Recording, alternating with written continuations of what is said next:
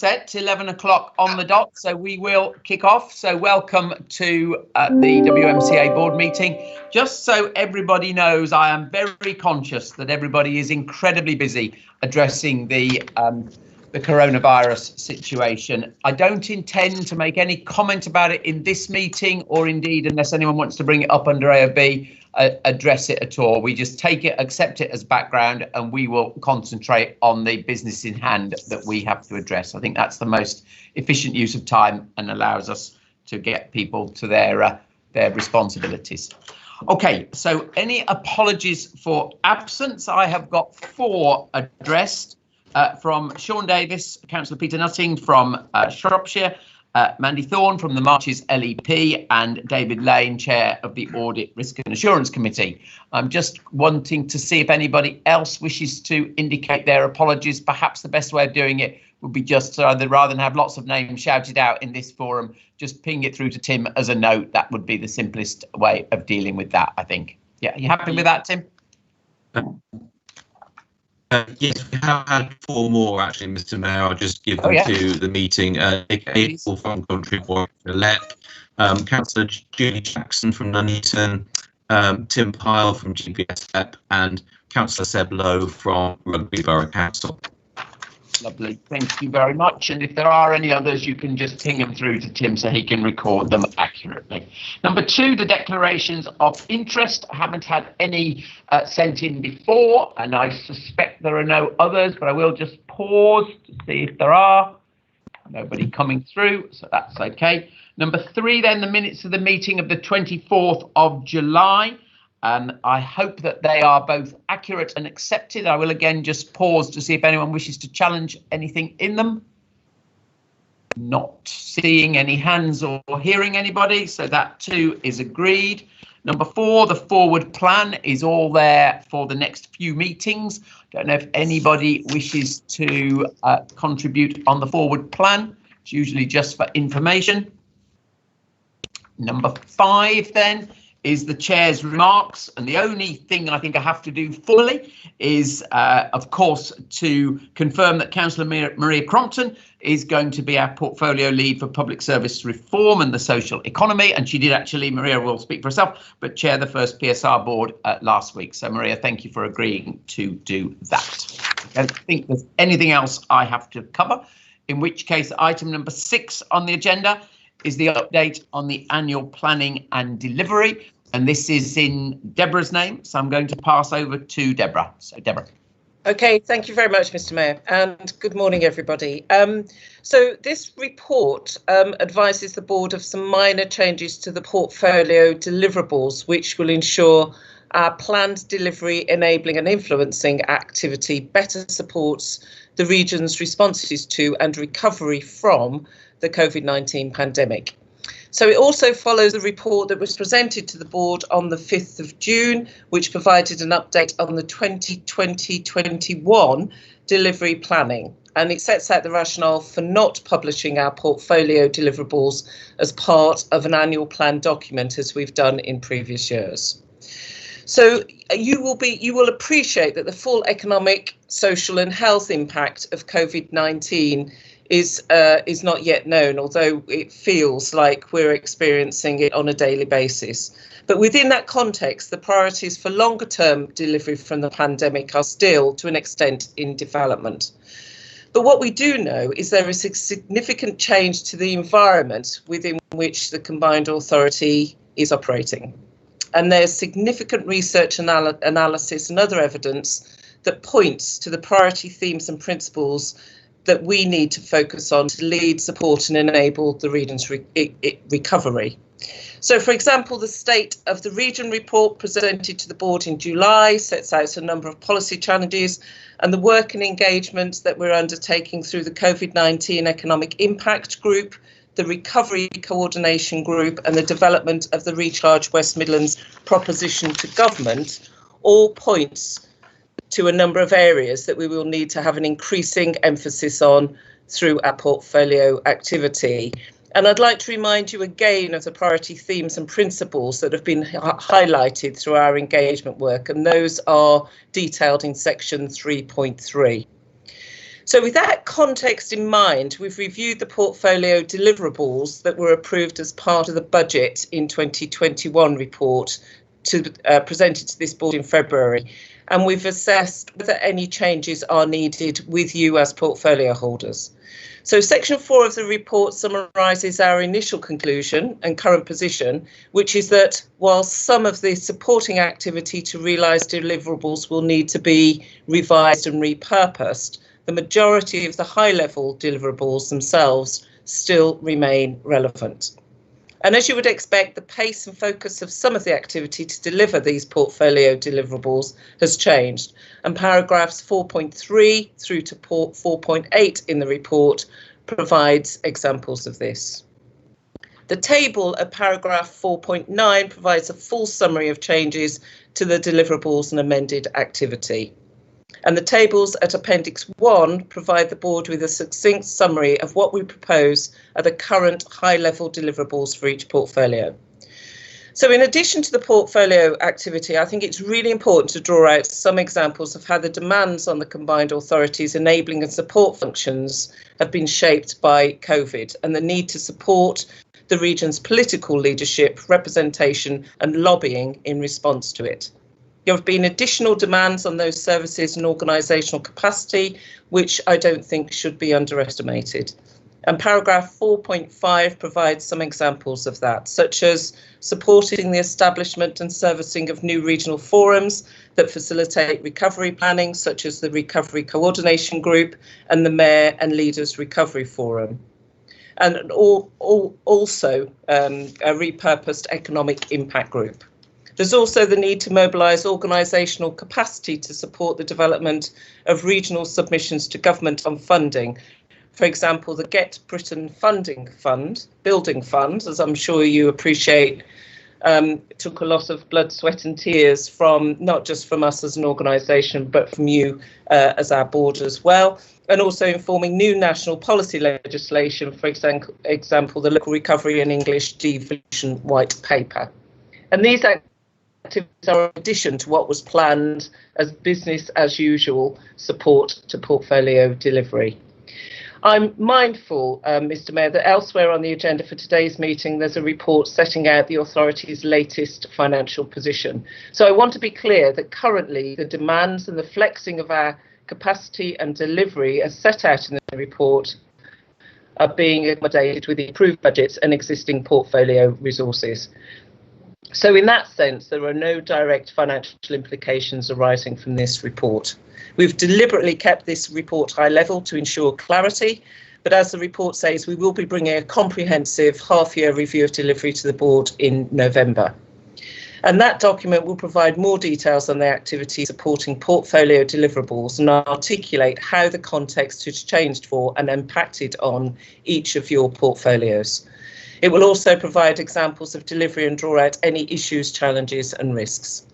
So, Mr. Mayor, in conclusion, in terms of the report today, we're asking board to note the changes to the high-level portfolio deliverables that are approved as part of the Wmca budget for 2021 and endorse the amended list of portfolio deliverables attached at Appendix 1. Thank you. Thank you very much, Deborah. And so we're looking for support for this, just in form of noting. Are there any hands anyone wishes to contribute? Shouldn't be any surprises, frankly, in it, because it should all have been trailed with portfolio leads. Not seeing any hands, in which case I will take that as noted. Thank you very much, Deborah. In which case, item number 7, the appointment of the Combined Authority Returning Officer. Needs to be done, obviously, and there's 2 clear recommendations on page 35 of the pack. Tim, is there anything you wish to say in support of this?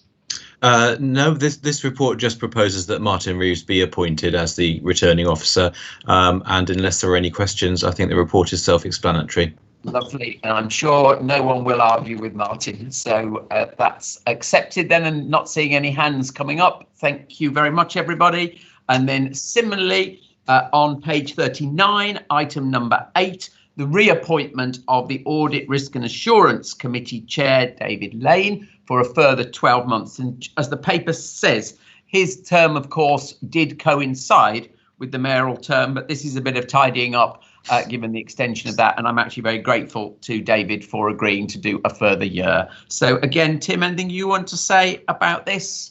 No, I think the report is self-explanatory, Mr. Mayor. And are there any hands on that? Again, not seeing any. So thank you, David, for your your agreement to do that. In which case, item number 9 is the normal financial monitoring, and I will pass the Deputy Mayor, Councillor Slate, to take us through this. Thank you, Mr. Mayor. The recommendations are listed in the paper at page 43, all in fact for noting. The purpose of the report is to provide an update on the combined authorities' finances at the end of July 2020, an update on the financial implications of COVID-19 and the impact of the crisis on the overall level of combined authority reserves. To put that into context, Mr. Mayor, the board received an update of the estimate of the financial impact of the COVID-19 pandemic for the current year and beyond at our meeting in July. Early indicative estimates were that the in-year deficit could be as much as £11 million as a result of significant income losses on transport and the cost of additional bus service provision. Action taken since, as agreed by the board, has involved review of staffing and recruitment activity, as a detailed review of all discretionary spend and assessments of the balance sheet. In addition, further government support has been awarded in terms of light rail losses, bus service provision costs, and confirmation of the combined authorities' eligibility to claim the same fees and charges income losses as local authorities at 75 pence in the pound. I'm therefore pleased to report that we now have an estimate, a revised forecast deficit for the current year of £2 million, a significant improvement from the previous reported position of £11 million. And just to say, this would not have been achieved without some very hard work by all of the team. Actions taken have included curtailment of discretionary spend and development of a programme of productivity and efficiency savings aligned to a full business transformation review to deliver the organisation efficiencies and sustainability into the coming financial year and beyond. Given the inherent uncertainty around the underlying assumptions, this forecast clearly only represents a best estimate at a point in time and is being kept under close constant review by the authority's chief executive, myself as portfolio holder, the mayor and the section 151 officer. It's also important to note that the underlying assumptions used do not reflect any actions taken or impact as a result of resurgence in the virus, and of course we can't predict that at this stage. As detailed in the report, the estimated £2 million deficit will be managed by use of one-off resources, including the £1.3 million set aside at March year in anticipation of the potential impact. In terms of work on the medium-term financial plan and funding requirements for next year, estimates were reported to the board in July report, and updates are being discussed on a regular basis at the FD's group and with the chief executives. Current estimates continue to be refined, and an update is planned for the November board following discussion with the mayor and Met leaders in early October. I therefore put the recommendations, Mr. Mayor, as I said, which are for noting. I'll take any questions, and I'm supported by Linda Horn in that respect. Thank you. Very clear. Thank you. Anybody wish to ask Councillor Slay any questions, or indeed Linda? Not seeing any hands. So just to add my appreciation for the substantial improvement between July and this board. So thank you very much and good luck. So that is also agreed, all for noting. Thank you. In which case, item number 10 is the comprehensive spending review. And I should just say right at the beginning of this, Councillor Slay is going to introduce it, but he was going to be joined by Councillor Brookfield, who I think is not on the line. But if I am corrected, please tell me, because obviously Ian's got announcements to make today. But if assuming that Councillor Brookfield's not able to join us, then I think Julia is going to take the other half of it. But first of all, to Councillor Slay. Again, Mr. Mayor, page 67, the recommendations are listed, one agree and one to note, and I'll be just giving some context, and as you say, supported by Julia Goldsworth, as I understand that Councillor Brookfield is not with us today. This is a matter for all of the local authorities and all of their partner bodies within the combined authority, as it is our submission going forward for the comprehensive spending review. So today we're being presented with the final version of our WMCA comprehensive spending review representation for consideration and agreement. Following agreement today, we'll be looking to submit this to government on the 21st of September in advance of their deadline of the 24th of September. Our current report also includes details on activity being progressed on economic recovery following the July board paper on this topic.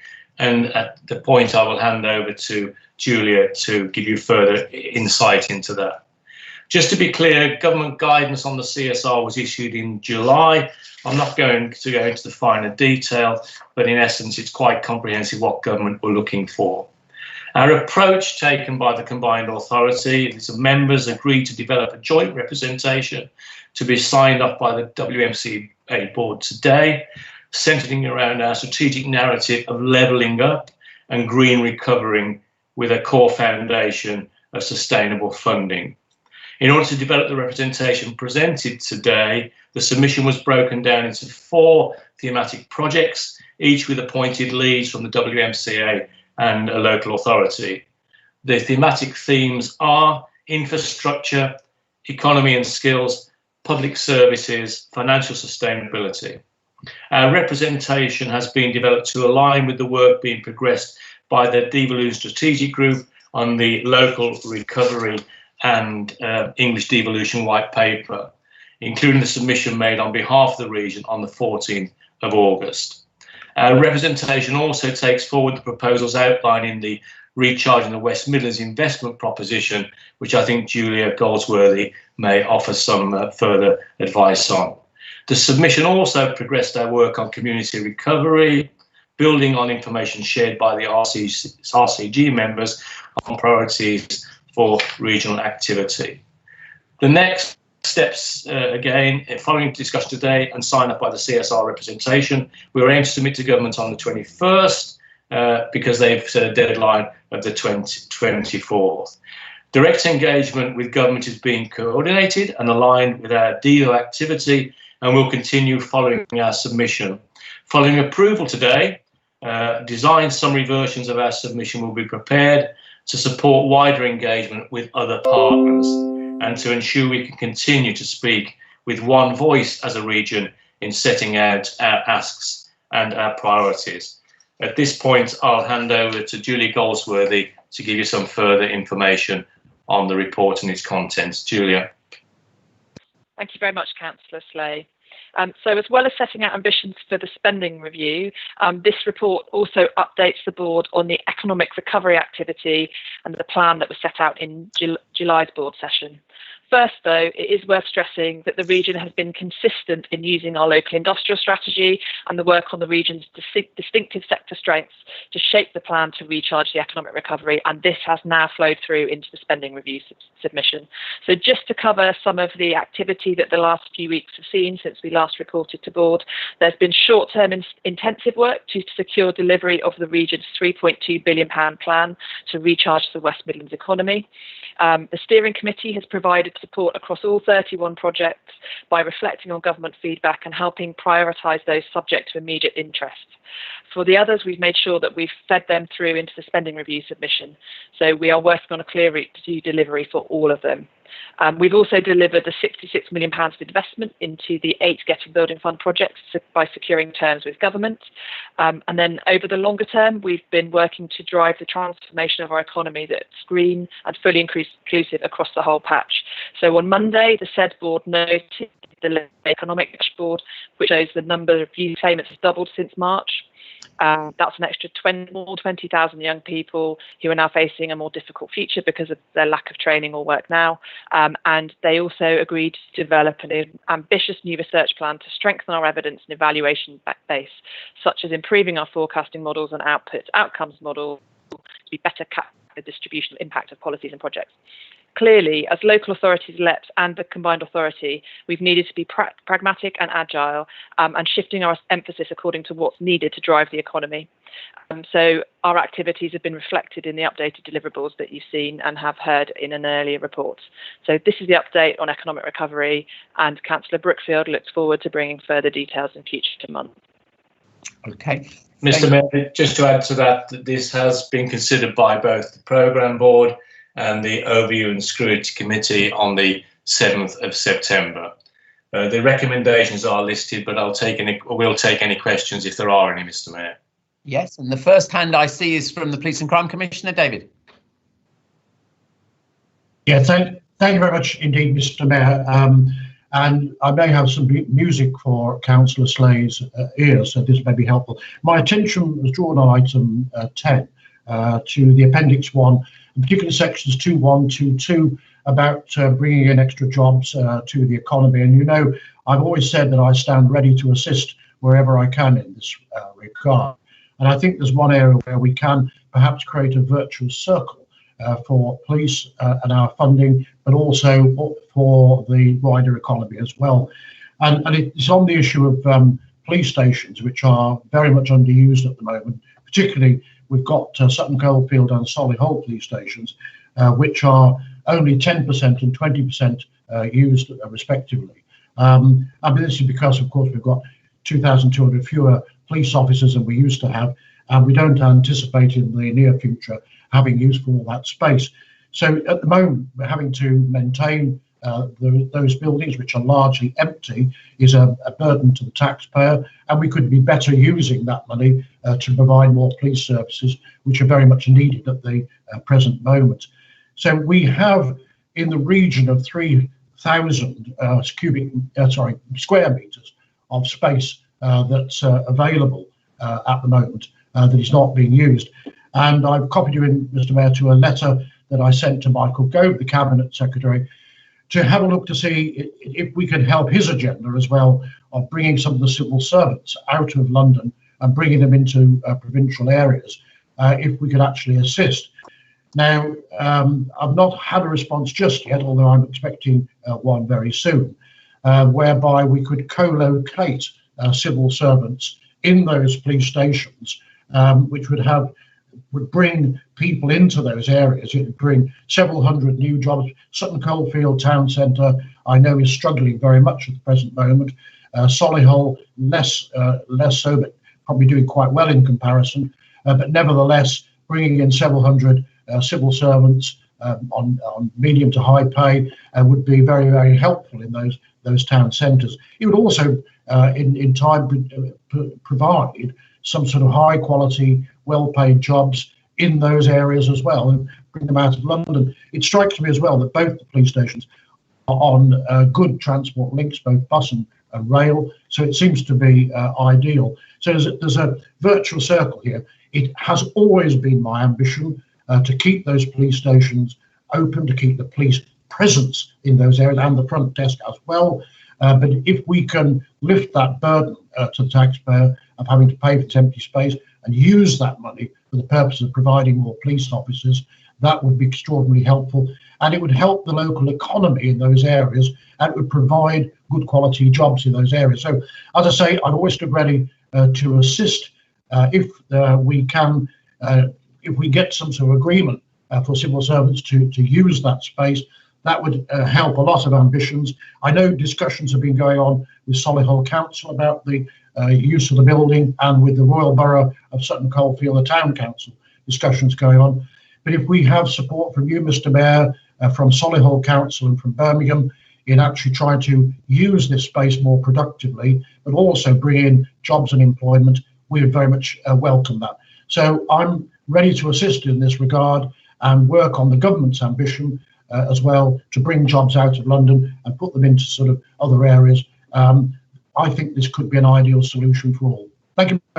Thank you. Any other hands? Then I should just pass back to Councillor Slay. Any other hands? Yes, Councillor Ward.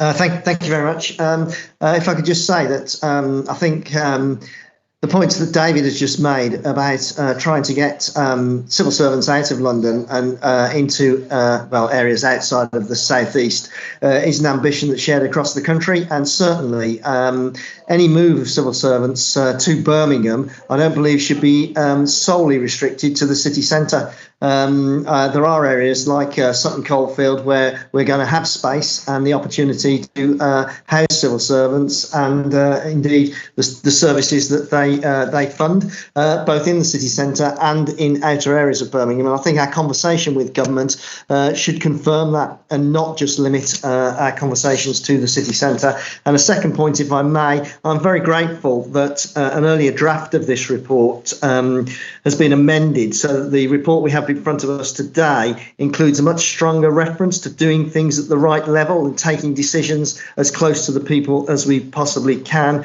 and brings this report now closer into line with the submission we made to the devolution white paper last month, and makes a stronger reference to the concept of double devolution and a whole system approach. So I thank officers for making those changes. Thank you.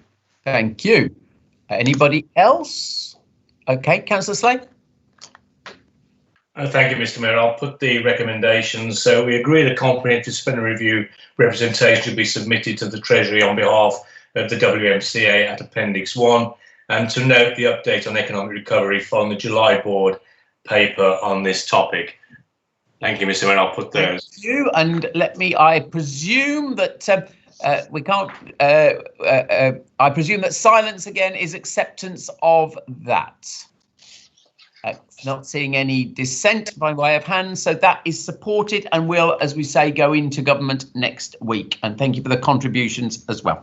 OK, and I should, of course, equally just say thank you to the team, not just in the CA, but in all the partner organisations for pulling this together. Actually, I think we've got something we can really stand behind in a united way. So thank you. Right, in which case we come to item number 11, which is the Inclusive Communities Portfolio Update. And I'm going to pass to Councillor Bridget Jones to introduce this. Bridget. Thank you very much.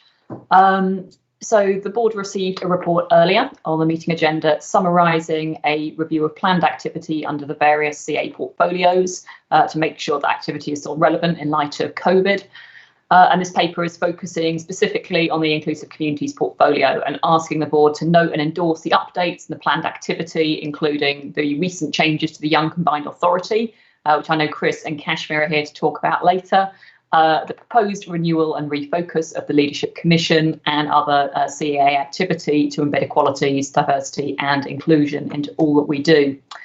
The pandemic has provided a reinforcement of the context of this portfolio and shone a spotlight on the existing social, economic and health inequalities across our region. It's clear that our already most vulnerable and disadvantaged communities are continuing to be hit hardest throughout this crisis. And left unchecked, this unequal impact of COVID-19 on our already disadvantaged communities has the potential to lead to an even greater gap in the long run, whether that's for Black, Asian and minority ethnic communities hardest hit by the disease, whether it's women who are being denied access to childcare and therefore work at the moment, or our disabled people shielding, or our young and diverse population who are losing jobs. The impact of COVID-19 on school students is just one example. In lockdown, young people were left dependent on the variable quality of provision that schools and colleges were able to offer throughout the crisis. 1 in 10 of them at least had no access to the internet at home. A-level students from less well-performing schools were then further disadvantaged by the Ofqual's grade standardisation algorithm. And despite the U-turn, many have lost out on university spaces and existing inequalities are just being perpetuated. We've got to be acutely aware of how people are being affected so that we can take action to address it. I know everyone in this meeting has a responsibility for that, but this paper just sets out some of the explicit things that the portfolio intends to do, as well as the issues, so that we can weave our responses to them into all that we do. And it also responds to the Black Lives Matter challenge thrown down to us at our last board meeting as well. So just talking about 3 main sections. So section 3 paper outlines how the combined authority will operate. And it's looking to strengthen its impact and its outreach by having a smaller YCA board focusing on shaping policy development and setting up a larger and wider YCA community to support regional youth engagement. We know that there's a massive contribution the YCA is making to the combined authority, and it's going to be increasingly important to hear those voices and hear that challenge from young representatives as we navigate our way out of COVID. Equally, the YCA's presentation on Black Lives Matter at the last board meeting was a profound example of the value that giving citizens, and particularly those not represented in rooms like these, a clear platform on which to address decision makers. And I know that the YCA board is hoping to develop a closer working relationship with the combined authority's political leadership as part of their deal with the Wmca. As portfolio lead for the CA, I really welcome the opportunity to have YCA engagement and invite a representative on the board to shadow parts of my work, and I really encourage other portfolio colleagues to do the same.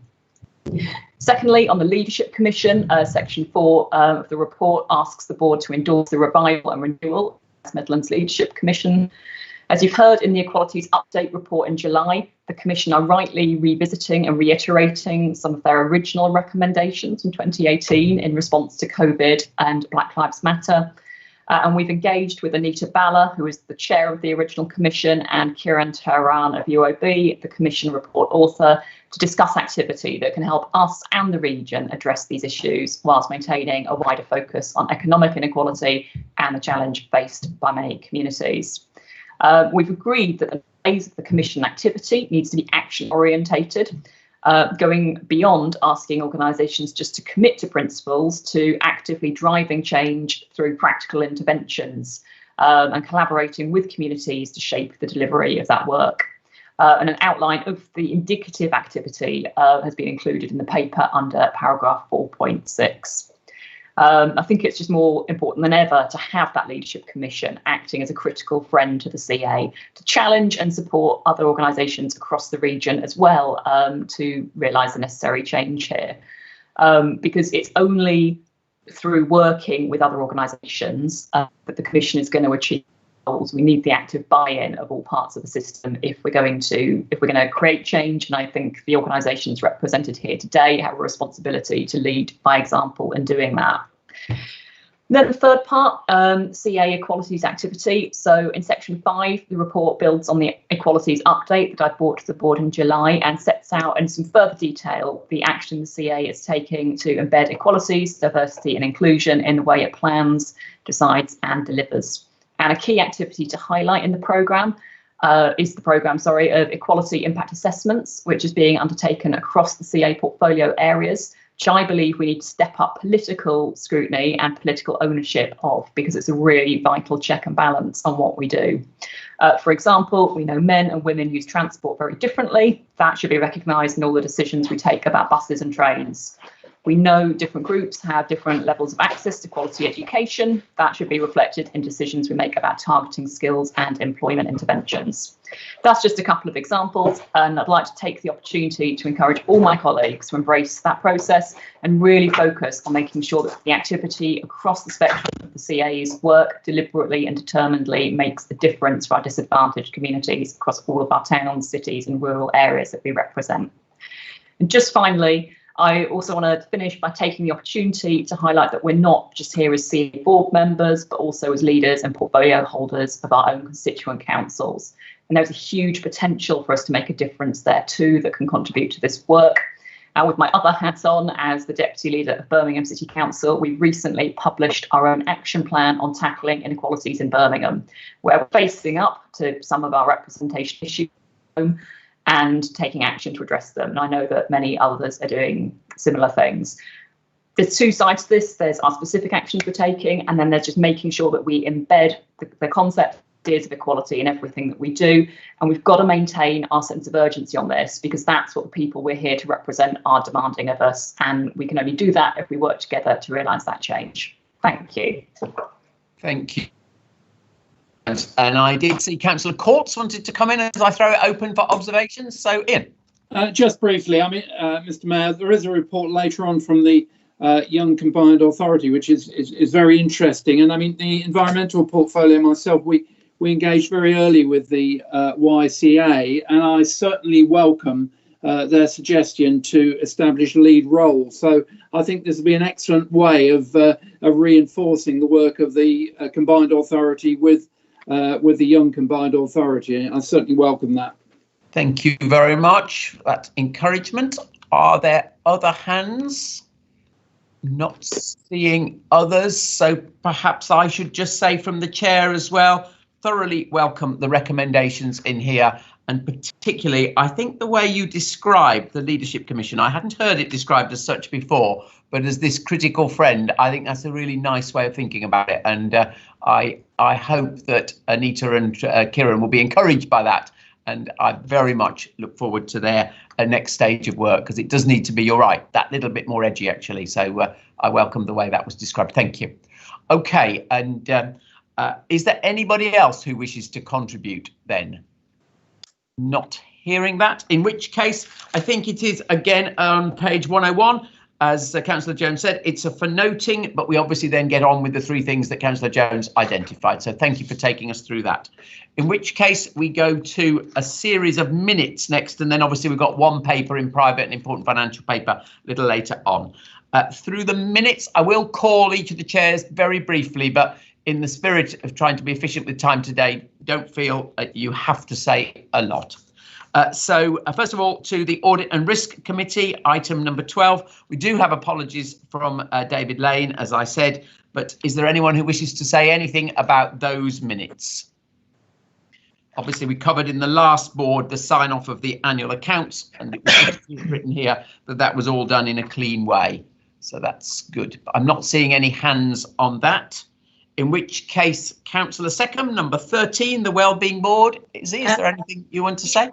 I just actually want to point out, because I think it's of particular interest to members, that on page 117, I think it was, that we have agreed to set up a task and finish group to look at the health impact of COVID, and I think that's something that certainly we would be very interested in the younger people getting involved in, and we want particularly to involve BAME groups in this matter, because for obvious reasons, which I know a lot of authorities will already be doing that work. So it's coordinating it, pulling it together, and putting a story of what that impacts of the West Midlands. The report, Chairman. Okay, thank you. And please, if anyone wants to come in, do indicate. That's great then. In which case we come to the first set of Investment Board minutes, item 14. Back to Councillor Slay. Page 125, Investment Board minutes, 20th of July. They're for noting, Mr. Mayor. Proposed. Thank you very much. And no hands, in which case we move on to 15, which is the said board minutes. And I think that Tim sent his apologies. So I don't know if anyone wishes to make any observations on very full set of minutes there. Not seeing any hands. OK, in which case on to number 16, which is the TDC. And Councillor Hartley, I know you're on the line. I've seen you somewhere juggle around. Do you want to add? Yes, I'm here. Yes, these are for noting. I do remark on Chair's remarks in the minutes about attending the new Strategic Transport Board for the region, how useful that was. I'm pleased to say that we are looking forward to making a big input in helping to draw up a refreshed local transport plan for the West Midlands. So that would be a priority for our future meetings and business. Thank you. Good, thank you. And anything anyone wants to ask Councillor Hartley? Not seeing any hands, so in which case, thank you for that. In which case, back to 17, second Investment Board set, Councillor Slay. Thank you, Mr. Mayor. Investment Board, 10th of August, page 149. Again, for noting, one item is reserved for decision by this board in the private session. Yes, of course. Yes. OK, that's great. Not seeing any hands. Thank you very much. In which case, 18 was another said board minutes. Please stop me if anyone wishes to, but I'm not seeing anyone so doing. In case 19, then Housing and Land Board, to Councillor Bird. Thank you, Mr. Mayor. Yes, the minutes again are for noting. I would point members' attention to the town centre paper. We are now looking at the issue of living with COVID, and I think that's a phrase that we ought to start using on a regular basis, because we are now continuing to live. It hasn't gone away, and living with COVID and town centres, how they're going to change. And obviously now we are addressing that issue by way of bringing residential back into town centres, so that we got the footfall to support the businesses in those town centres, and looking at the change not just locally in Walsall but across the West Midlands. Thank you. Okay, so that's great stuff. And no observations, in which case that's accepted. And we move to item 20, which is the Overview and Scrutiny Committee, which I'll call Councillor Trickett. But just so everyone knows, this meeting wasn't quorum, so we do have to formally agree these minutes. So Councillor Trickett. Okay, so the minutes are for formally agreeing, and the recommendations on page 171 for noting, and on page 172 the comments to be fed through into the comprehensive spending review paper, which I'm grateful to officers who have actually picked up, again, as Councillor Ward referred to, some of the system change requirements. I think, just in a very brief summary, I think welcoming the work that has been put together on this, I think the underlying concern for the overview and scrutiny is that inherent tension between what government funding is asking for and actually the need and requirement of the communities and businesses in our region, and how we can actually balance across the need to offer opportunity for the 26,000 SMEs in our region in the short and medium term, whilst also supporting some of the big, brave initiatives. The other key point, I think, for scrutiny was, given we're clearly having to pull together pieces of a jigsaw, it would be really good to have a tracker that clearly showed the different funding pieces and how they were fitting to the various challenges in the region. So we also actually knew what kind of lid we're working to, because at times it's very difficult to see how the various pieces of the jigsaw come together. And again, something that was reflected by the said board, the absolute importance of having proper devolution where we can tailor funds to the needs and requirements of businesses and communities in our region. Because again, there is a real concern that a number of the initiatives within the economic recovery plan, whilst laudable, unless we do that tough work on what this means for the supply chain, will leave the businesses and communities most at risk behind. Thank you, Mr. Mayor. Thank you. And I think your last point about the tracker, I think the executive have committed to following that up for you, haven't they? Yeah, good. OK, that's I just wanted to check that out. OK, so those minutes need to be formally agreed. I take it that that is done. Thank you very much. In which case, please, we get to item 21, which is the Young Combined Authority report. And if I've been correctly informed, it's Chris Burden who's going to take us through that today. So, Chris, the microphone is yours. Thank you, Mr. Mayor. In the interest of brevity, I'll keep it short and just go through a couple of the key points and key changes we've come to the conclusion of.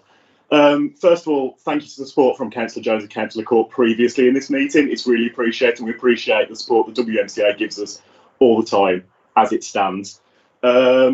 Realistically, what we want to talk about, we're entering our second year of the YCA as a board, and it's left us with a couple of thoughts about what we've achieved, what didn't work, and about where we should be headed in order to support the Wmca and for you to support us as well.